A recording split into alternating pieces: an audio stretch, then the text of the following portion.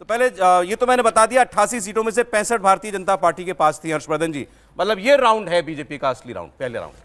देखिए, सबसे पहले तो ये कि जिस चीज़ को लेकर कहा जा रहा था कि पहला जो राउंड है यानी पहले फेज का जो चुनाव है, क्या उसमें कुछ थोड़ी सी उत्साह में, थोड़ा रोमांच में, थोड़ा एक दूसरे से झगड़े में कोई कमी रह गई क्या? तो पूरा हो गया। अब कोई कमी नहीं, अब कोई कमी नहीं, सही बात। दोनों तरफ से, जिसको हम लोग बहुत देशज में कहें, जम के फैटम फैटी हो गई। अब कोई कमजोरी नहीं, दोनों तरफ वाले फिर उसी तरह से मैदान में। अब सवाल ये कि उसका बूथ पर कुछ असर दिख रहा है क्या? तो इतनी गर्मी होने के बावजूद जो मतदाता है वो ज्यादा दिख रहा है अभी तक। जो दिख रहा है, जिस तरह का वोटर टर्नआउट दिख रहा है, अब वो बाद में कंपैरिजन आएगा, तुलना होगी, लेकिन अभी तक वो बढ़िया दिख रहा है।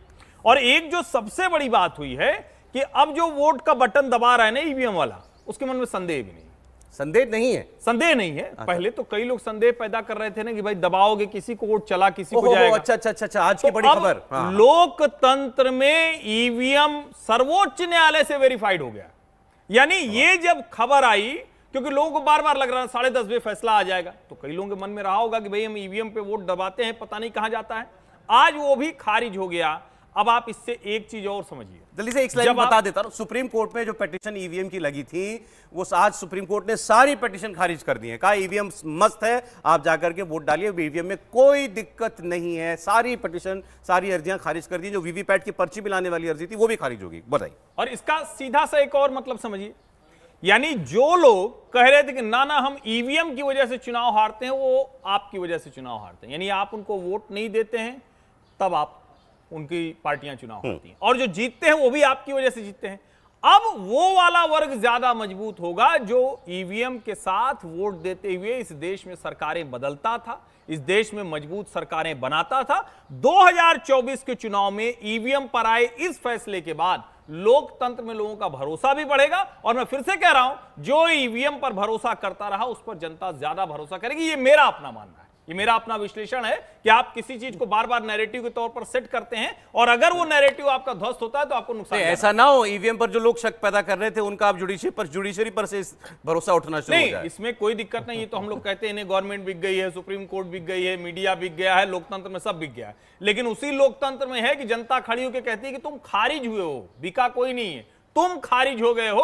ऐसे ही सर्वोच्च न्यायालय ने भी आज ये ईवीएम और वीवीपैट के 100% मिलान वाली याचिका खारिज की। साथ में एक चीज जोड़ी है, कहा भैया तुमको संदेह है, दूसरे और तीसरे नंबर के प्रत्याशी हो तो चले जाओ, काउंटिंग कराओ, लेकिन अगर वो गड़बड़ निकला तो खर्चा तुम्ही से वसूला जाएगा। अब देखिए कौन कौन जाता है। ये तो अब आज कौन खारिज हो रहा है, सवाल इस बात का है, कौन खारिज, कौन टिक मार। मुझे बहुत साफ साफ दिख रहा है, बहुत स्पष्ट तौर पर। जैसे मैं जिसको कहते हैं चावल का दाना निकालना है तो देश के सबसे बड़े राज्य उत्तर प्रदेश की बात करते हैं। उत्तर प्रदेश में जो 8 सीटें थी, इनमें सिर्फ और सिर्फ अमरोहा वो चली गई थी किसके पास?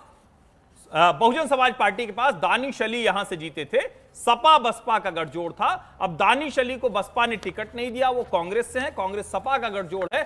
8 की 8 सीटों पर मेरे मुताबिक भारतीय जनता पार्टी बहुत अच्छी स्थिति में है, शानदार जीत दर्ज करती दिख रही है। एक मेरठ था जहां बहुत कम अंतर से भाजपा जीती थी, अरुण गोविल को प्रत्याशी बना दिया है। इसके अलावा आप जिस गौतम बुद्ध नगर में हम लोग खड़े हैं, यानी नोएडा से लेकर और जितनी ये सीटें हैं, अमरोहा है, अलीगढ़ है, बुलंदशहर है, बागपत है, मेरठ है, गाजियाबाद है, इन सब सीटों पर बहुत अच्छे जीत रहे। बागपत सीट जो भारतीय जनता पार्टी की थी, सत्यपाल सिंह जीते थे, अब वो राष्ट्रीय लोकदल को दे दिया है। लेकिन 8 सीटों पर एनडीए बेहतर स्थिति मुझे नजर आ रहा है। एक बार जरा प्रोफेसर साहब जो फर्ज निभा के आए, जरा सर वो दिखा दीजिए ना सर, आज का तो मन बनता है ना ये दिखाना। प्रोफेसर साहब वोट डाल के आए, आप भी जाइए वोट डालिए, सबसे पहला काम यही है। मैं हैरान था क्योंकि हम लोग पिछली बार बहुत यहाँ पर डिस्कशन कर रहे थे कि वोटिंग परसेंटेज गिर गया है फर्स्ट फेज के अंदर, और मुझे लगा कि मैं 7 बजे पहुंचा हूं तो शायद मैं अकेला व्यक्ति होऊंगा, लेकिन वहां पर कोई 300 लोग खड़े थे और आपकी रिपोर्टर खड़ी थी। मजेदार बात है। अच्छा, मजेदार बात है। और उन्होंने कहा, मुझे बाद में लगा कि एक नारा चूक गया है। उन्होंने कहा कि आप वोट करने आए हैं संगीतरा की, तो मैंने कहा कि हाँ, आपकी बार फिर से मोदी सरकार। लेकिन मुझे लगा कि एक चीज़ और जोड़ा जाना चाहिए था कि ये चोरों से देश को बचाना है, फिर से मोदी को लाना है। ये बेसिकली ये जितनी पार्टियां, ये जितने लोग, ईवीएम, सीबीआई, ईडी, ये सारी बातें कर रहे थे कि ये सारा जो चुनाव का बितंडा है, लोकतंत्र का बितंडा, ये सारा बितंडा है। ये सब नरेंद्र मोदी ने ऐसे खड़ा करके ले आए। ये सारा चुनाव जो होता है वो फर्जी होता है। आपने देखा होगा, प्रियंका गांधी का बयान देखा होगा कि यदि चुनाव वाकई में चुनाव हो, यदि ईवीएम में गड़बड़ी नहीं होगा तो भारतीय जनता पार्टी को 150 सीटें आएंगी। और 2014 से बराबर ये नैरेटिव कोशिश करने की कोशिश की गई है कि जो भी चुनाव भारतीय जनता पार्टी ने लगातार 21-23 विधानसभाओं का चुनाव जीता था, बाद में वो हारे भी, लेकिन हारने के बाद ये नहीं कहा कि ईवीएम है, लेकिन जीतने के बाद जरूर कहा कि ईवीएम में कुछ न कुछ गड़बड़ी है। ये सारे नैरेटिव आज के दिन में बंद हो गए और मतदाताओं का जिस प्रकार से, मुझे लगता है कि जिस प्रकार से भीड़ दिख रही थी, ऐसा भगवान करे कि वो सभी जगह वैसा ही हो जैसा हमने देखा। और जो देख रहे हैं, जो आया था 12 बजे तक, 11 बजे तक का आया था 25%, 35%, 36%, ऐसे जो वोटिंग आया है, ये बहुत उत्साहवर्धक है। और आप आसानी से कह सकते हैं कि जो नैरेटिव जो बीच में एक आया था कि लोग शिथिल पड़ गया है, लोग निकल नहीं रहा है, कुछ न कुछ ऐसा हुआ है। और वो ऐसा हुआ है कि ये जो चला है, व्यंग्यबान चला है राजनीति में, कुछ मजा नहीं आ रहा था। मैं बार बार कहता भी था, मजा आ गया, थोड़ा सा मजा नहीं आ रहा है। मजा इसलिए ना आ रहा है, देखिए 2014 में एक बड़ा इमोशन था, नए दिन आने वाले हैं, अच्छे दिन आने वाले हैं। होता क्या है कि चुनाव में डेवलपमेंट, अकेला ये चीजें जो होती हैं आपको जीत के कगार तक ले जाती हैं, लेकिन जिसको होता है ना एक लास्ट पुश मारना, गोल डी में मारने के लिए, वो पुश क्या है? वो पुश नहीं, मैं कहता हूं वो एक इमोशन होता है, वो पैशन होता है जो आपको, चाहे वो पैशन कहां से आया? बताइए, इस चुनाव में कहां से आया पैशन? वो पैशन तब से आया जब राहुल गांधी इस चुनाव में उतरे और राहुल गांधी ने चुनाव में बताना शुरू कर दिया, तू तड़ाके करना शुरू कर दिया, नरेंद्र मोदी को एब्यूजिव लैंग्वेज शुरू कर दिया। जब इनकी कलई ये खुल गई कि ये पूरा का पूरा रिडिस्ट्रीब्यूशन का इनका एजेंडा कहां से सेट हो रहा है, तो इनका एजेंडा एक सैम पित्रोदा बैठे हुए हैं जो अमेरिका में बैठे हों और किस एजेंसी के लिए वो काम करते हैं। जब कनेक्शन, विदेश का कनेक्शन आया तो फिर लगा कि सैम पित्रोदा को आप जरूरत से ज्यादा भाव दे रहे हैं। मैं सीरियसली साफ भाव नहीं दे रहा हूं, मैं ये कह रहा हूं कि देखिए वो माइंड है, राहुल गांधी को आप ज्यादा भाव देते हैं। राहुल गांधी वो भाव देने लायक है नहीं जिसको देश की मीडिया जो है वो रोज, अरे तो किसको दे? ऑपोजिशन की बात नहीं करे तो हम पर आरोप लगता है।